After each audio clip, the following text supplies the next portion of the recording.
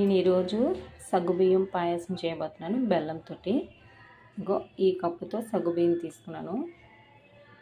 కొంచెం ఎలుతులో ఉండి వాటర్ పోసి నానబెడుతున్నాను ఒక పావు గంట. తర్వాత 1/2 లీటర్ పాలు ముందుగానే వెచ్చబెడుతున్నాను. అలాగే ఒక క్యారెట్ తీసుకున్నాను. క్యారెట్ వేసుకుంటే వేసుకోవచ్చు, లేకపోతే స్కిప్ చేసేవచ్చు.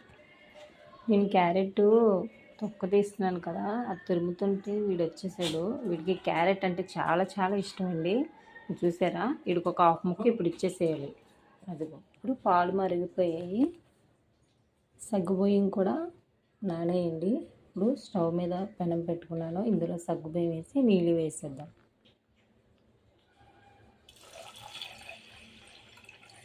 ఓ 2 కప్పులు నీళ్ళు వేద్దాం.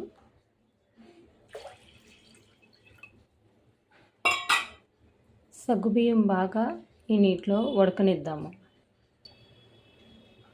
సగ్గుబియ్యం ఉడుకుతుంది కదా, ఇది ఉడుకుతుండగానే ఇందాక మనము క్యారెట్ చూపించాను కదండి, అది మీ ఇష్టం, మీ ఆప్షనల్. వేసుకుంటే వేసుకోవచ్చు, లేకపోతే లేదు. కాకపోతే క్యారెట్ మంచిదేనండి, హెల్త్కి మంచిది పిల్లలకి. నేను ఇది వేసేసిన, ఇది కూడా ఉడుకుతుంది కదా. క్యారెట్ తురుము, సగ్గుబియ్యం బాగా ఉడికినాయి. ఇవ్వండి, క్యారెట్ కూడా బాగా ఉడికిపోయింది. ఒక 20 నిమిషాల్లో బాగా ఉడికిపోయింది. పావు గంటలో ఉడికిపోయింది. ఇప్పుడు దీంట్లోని పాలు ఉన్నాయి కదా, అవి వేసేసుకుంటాను. అయితే నేను ఈ పాయసం బెల్లంతో కట్ చేస్తున్నాను. నేను ఏ కప్పుతో అయితే సగ్గుబియ్యం తీసుకున్నానో అదే కప్పుతో బెల్లం కూడా తీసుకుంటున్నాను.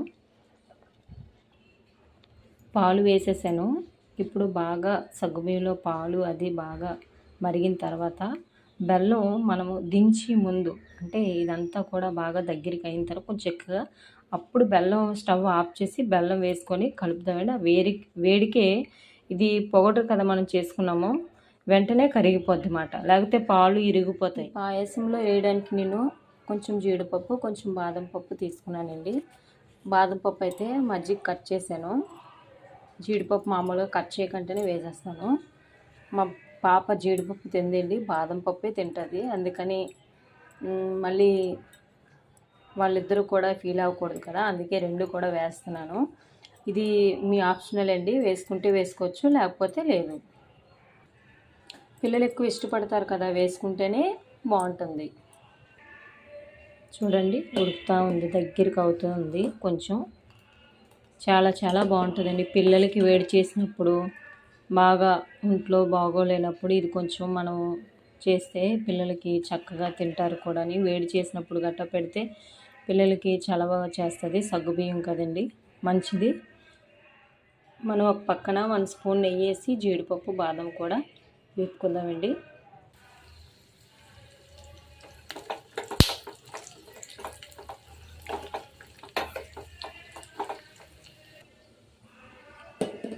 బాగా కొంచెం చిక్కగా అయిందండి. ఇప్పుడు స్టవ్ ఆఫ్ చేస్తున్నాను.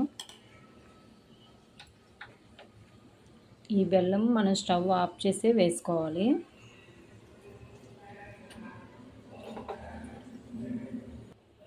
ఇప్పుడు బెల్లం వేసేద్దాం.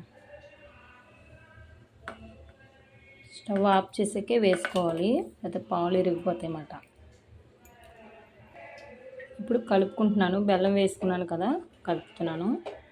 ఇవన్నీ బెల్లం కనిపిస్తుంది కదా, అక్కడక్కడ చిన్న ఉండిపోయే గడ్డలాగా. సరే, పాయసం కరిగిపోద్ది కదా, వేడిగా ఉంది కదా. నేను అప్పుడప్పుడు చేస్తూ ఉంటానండి ఈ బెల్లం పాయసం, సగ్గుబియ్యం పాయసం. మా పిల్లలకి చాలా చాలా ఇష్టం. కరిగిపోతుంది చూసారా, కలర్ చేంజ్ అయిపోతుంది.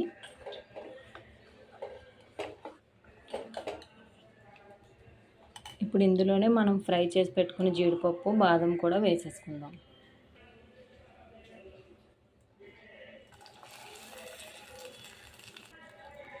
అంతేనండి, సగ్గుబియ్యం బెల్లం పాయసం ఎంతో టేస్టీ అయిన సగ్గుబియ్యం పాయసం. మీరు కూడా రెడీ చేసి ఎలా ఉందో టేస్ట్ చేసి నాకు చెప్పండి, కామెంట్ సెక్షన్లో మెసేజ్ చేయండి. ఎంతో టేస్టీ సగ్గుబియ్యం పాయసం రెడీ అయిపోయిందండి. దీన్ని మీరు కూడా రెడీ చేసుకొని తయారు చేసుకొని ఎలా ఉందో నాకు కామెంట్ సెక్షన్లో మెసేజ్ పెట్టండి.